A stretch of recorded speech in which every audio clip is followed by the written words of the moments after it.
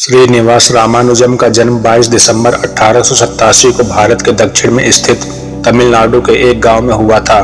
वह पारंपरिक ब्राह्मण परिवार में जन्मे थे। उनके पिता श्रीनिवास अयंगर जिले की एक साड़ी की दुकान पर कार्य करते थे। उनकी माता कोमल तम्मल एक गृहिणी थी और साथ ही स्थानीय मंदिर की गायिका भी थी। दिसंबर 1889 में रामानुजम को चेचक की बीमारी हो गई। इस बीमारी से उनके जिले के हजारों लोग मारे गए थे, लेकिन रामानुजम जल्द ही इस बीमारी से ठीक हो गए थे। मार्च 1894 में उन्हें प्राथमिक शिक्षा के लिए मद्रास के ही एक स्कूल में भेजा गया। परिवार की आर्थिक स्थिति अत्यंत ही दयनीय होने के कारण इनकी शिक्षा में अक्सर व्यवधान उत्पन्न होते ही रहते थे। रामानुजम को अपनी माता से काफी लगाव था। अपनी माँ से रामानुजम ने प्राचीन परंपराओं और पुराणों के बारे में अनेकों कथाएं सुनी थी।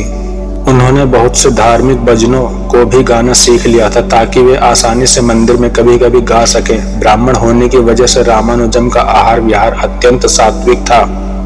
कहीं कहीं ऐसा भी वर्णन मिलता है कि बचपन में ही भागवतिक वातावरण मिलने के कारण इनके मन में सहज ही आध्यात्मिक मार्ग पर चलने का उत्साह था।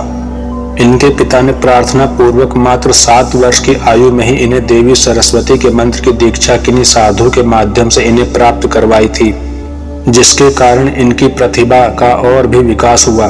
10 साल की आयु से पहले 1897 में इन्होंने इंग्लिश, तमिल, भूगोल और गणित की प्राइमरी परीक्षा उत्तीर्ण की और पूरे जिले में प्रथम स्थान प्राप्त किया। इसके बाद माध्यमिक शिक्षा के लिए उन्होंने मद्रास में ही एक अन्य स्कूल में दाखिला लिया। अपनी अद्भुत प्रतिभा और तीक्ष्ण बुद्धि के प्रभाव से 1905 में विश्वविद्यालय की परीक्षा में वे सम्मिलित हुए, परंतु गणित को छोड़कर शेष सभी विषयों में वे अनुत्तीर्ण हो गए।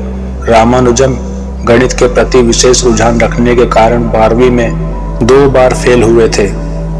इससे पहले मैट्रिक की परीक्षा उन्होंने पहले दर्जे से पास की थी। जिस गवर्नमेंट कॉलेज में पढ़ते हुए वे 2 बार फेल हुए, बाद में उस कॉलेज का नाम बदलकर उनके नाम पर ही रखा गया। रामानुजम ने गणित के परिणामों पर लिखी इस पुस्तक को पढ़ा, जिसमें 5000 फार्मूले दिए गए थे। रामानुजम ने इन सभी फार्मूलों को 16 साल की अल्प आयु में ही आत्मसात कर लिया था। श्रीनिवास रामानुजम को एकांत स्वाभाविक ही प्रिय था। स्कूल में भी वे अधिकतर अकेले ही रहते थे। उनके सहपाठी उन्हें कभी समझ ही नहीं पाए। उनकी पारिवारिक स्थिति, आर्थिक स्थिति तंगहाल होने के कारण गणित में उन्हें किसी से भी किसी प्रकार का प्रशिक्षण नहीं मिला था। रामानुजम ने कभी किसी कॉलेज से डिग्री प्राप्त नहीं की, फिर भी गणित के अनेकों प्रसिद्ध प्रमेय विश्व को उन्हीं की देन है। उन्होंने पुराने प्रचलित थ्योरम को पुनः खोज की ताकि उसमें कुछ बदलाव करके नई थ्योरम बनाई जा सके। श्रीनिवास रामानुजम की आयु अधिक नहीं थी, फिर भी उन्होंने अपने छोटे से जीवन काल में लगभग 4000 प्रमेयों का संकलन किया। उन्हें गणित में कोई भी प्रशिक्षण नहीं मिला, फिर भी उन्होंने संख्या सिद्धांत के क्षेत्र में महत्वपूर्ण योगदान दिए। उन्होंने गणित के क्षेत्र में कई महत्वपूर्ण प्रयोग किए थे जो आज भी प्रयोग किए जाते हैं। उनके प्रयोगों से प्रभावित होकर भारतीय गणितज्ञों ने उन्हें पहले ही मान्यता दे दी थी।